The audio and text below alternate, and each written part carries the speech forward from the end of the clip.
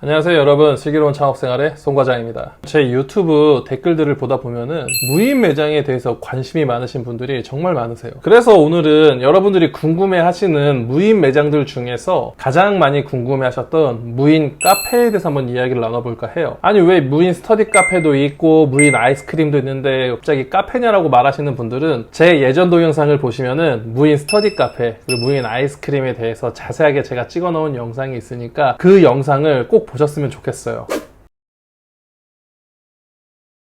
자, 그럼 오늘의 주제 무인 카페입니다. 무인 카페 요즘 정말 많이 생기죠. 신도시 주변에는 더욱이 많이 생기는 것 같아요. 근데 저는 이 무인 카페를 준비하시는 분들에게 한번 물어보고 싶어요. 왜 무인 카페를 하시는 거죠? 창업 비용이 싸서? 무인이다 보니까 직장을 다니고 부업으로 창업을 하려고? 아니면 일반 카페보다 손이 덜 가기 때문에 이 무인 카페를 알아보시고 계신 건가요? 아니면 인건비를 줄이기 때문에 손익이 좋아질 것 같아서? 대부분의 이유가 제가 말씀드린 내용일 거예요. 비용을 줄이기 위해서, 손익을 좋게 하기 위해서, 아니면 부업 삼아서. 근데 무인 카페는 무인 아이스크림이랑 전혀 다릅니다. 무인 아이스크림 가게는 소비자에게 직접 계산해야 된다는 번거로움을 주지만 주변의 마트보다, 주변의 편의점보다 더 저렴하게 아이스크림을 공급하기 때문에 이 아이스크림 무인 매장이 먹혔던 거예요. 지금은 아이스크림 도매 단가가 예전보다 많이 올라가서 이런 가격의 장점은 많이 사라졌지만요. 아무튼간 그렇다면 무인 카페는 고객에게 스스로 커피를 내려가게 하면서 어떤 장점을 고객에게 주고 있나요? 커피의 단가를 싸게 해주나요? 아니에요.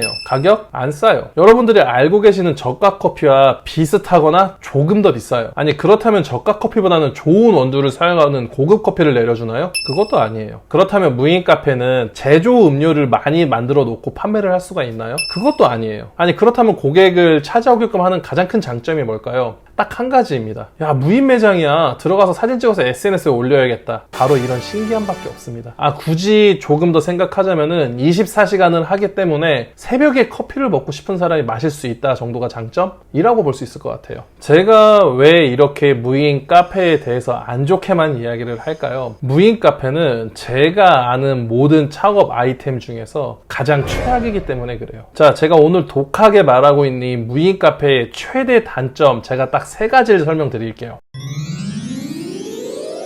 무인 카페를 하지 말아야 되는 이유 첫 번째입니다. 바로 5분 대기조예요. 다른 무인 업종들과 다르게 무인 카페는 자기의 근무지 아니면 자기의 거주지 근처에 창업을 할 수밖에 없어요. 왜냐? 생각보다 매장에 가야 되는 일이 빈번하게 일어나기 때문이에요. 무인 카페의 초창기 형태는 2층이나 3층에 의자를 놔두고 고객이 쉬었다가 가는 형태가 최초의 무인 카페였어요. 그 안에서 편하게 공부도 할 수 있고 책도 읽을 수 있고 이렇게 쉬었다 가는 컨셉이 최초의 무인 카페였습니다. 이런 형태가 왜 없어졌을까요? 바로 주인이 상시 대기를 해야 되기 때문이었어요. 아니 왜 상시 대기를 해야 돼? 무인 점포인데? 카페는 휴게 음식점이에요. 음료를 마시고 커피를 마시는 고객들이 지저분하면은 다시는 찾아오지 않는 그런 업종입니다. 그렇기 때문에 주인이나 직원이 상시 대기를 해서 테이블을 치워주지 않으면은 지저분한 매장으로 보일 수밖에 없어요. 아니 그러면은 지금의 형태인 테이블이 없는 무인 카페를 운영하면 되잖아요. 고객이 기계를 오작동하여 커피를 엎지른다던가 바닥에 휴지가 떨어진다던가 이런 걸 절대 줍지 않고 절대 치우고 가지 않습니다. 주인이나 직원이 CCTV로 확인을 하다가 바닥에 더러워진 걸 보면은 당장 와서 다 닦아주고 치워줘야 돼요.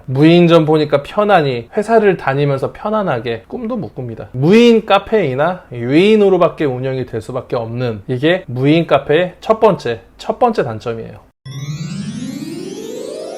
다음은 두 번째 단점입니다. 단가를 맞출 수가 없어요. 여러분들 그냥 단순하게 검색창에다가 무인 카페 쳐보고 거기에 나열되는 프랜차이즈 무인 카페 업체들 모기업이 어딘지 한번 봐보세요. 제가 장담하건대 거기에 나오는 모든 업체들 커피 유통을 전문적으로 해오던 업체는 단 한 군데도 없습니다. 밴딩 머신, 즉 커피 머신, 무인 커피 머신을 제작해서 팔아먹는 업체들이에요. 유통은 해본 적이 없는 업체들이에요. 명색이 카페 프랜차이즈인데 좋은 원두를 공급해주던가 싸게 공급을 해주던가 이런 거를 해줄 수 있어야 하는데 그렇게 해줄 수가 없는 업체들입니다. 현재 국내에 있는 저가 커피 브랜드들보다 좋은 원두를 사용하면 당연히 단가는 훨씬 올라갈 것이고 저가 커피보다 낮은 등급의 원두를 쓰면은 당연히 고객의 재방문은 기대할 수가 없어요. 국내에 대량으로 커피를 유통하고 있는 그런 업체들이 이 무인 점포를 운영하지 않는 한 절대 네버 유통 단가를 맞출 수가 없습니다.